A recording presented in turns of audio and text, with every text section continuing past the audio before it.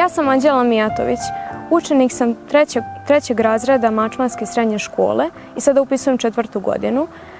U slobodno vrijeme volim da se bavim umetnošću, volim da crtam, volim i da slikam, ali ne mogu da se pohvalim toliko time.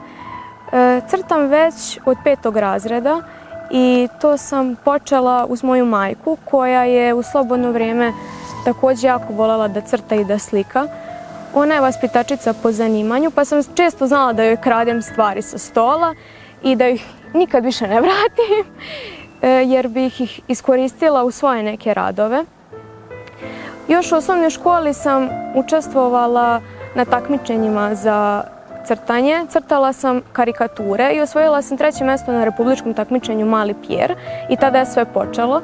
Još od osnovne škole imala sam veliku podršku mojih nastavnica i razredne. To se naravno nastavilo i u srednjoj školi gdje sam dobila nagradu, Svetosavsku nagradu i uz pomoć i podršku veliku moje direktorke i razredne kao i ostalih profesora nastavila sam tu ljubav prema umetnosti da širim.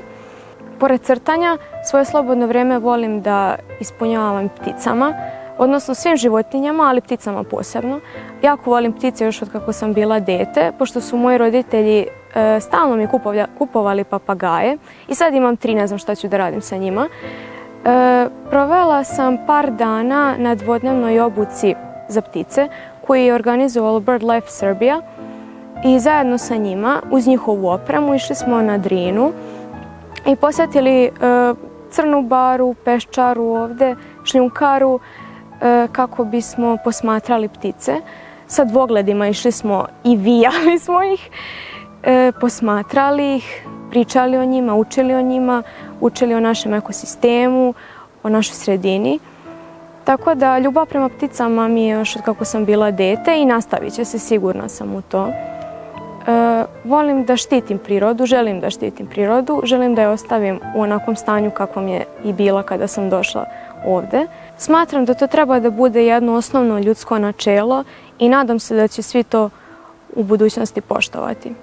Provela sam leto 2 godine u Tršiću u naučno-kulturnom obrazovnom centru i tamo sam dobila inspiraciju da pišem rad o Miliću od Mačve kako bih promovisala Mačvu, mjesto odakle sam, a i kako bih približila samog Milića omladini. Taj rad sam prezentovala na Filološkom fakultetu u Beogradu i odbranila ga, tako da je par mjeseci kasnije on bio oštampan u zborniku.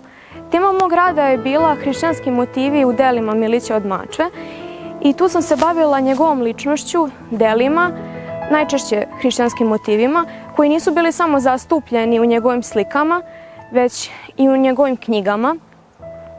Tako da je tema veoma zanimljiva, nije pretjerano opširna.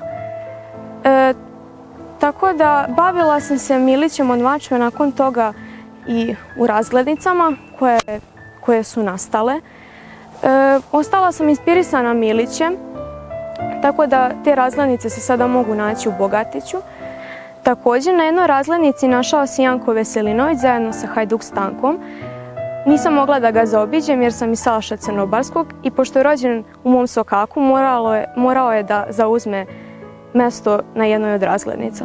Cilj mi je bio da mladima približim stvaranje i dela mačvanskih umetnika kako bi dalje bili njima podstaknuti i možda iz njihovih dela napravili nešto novo.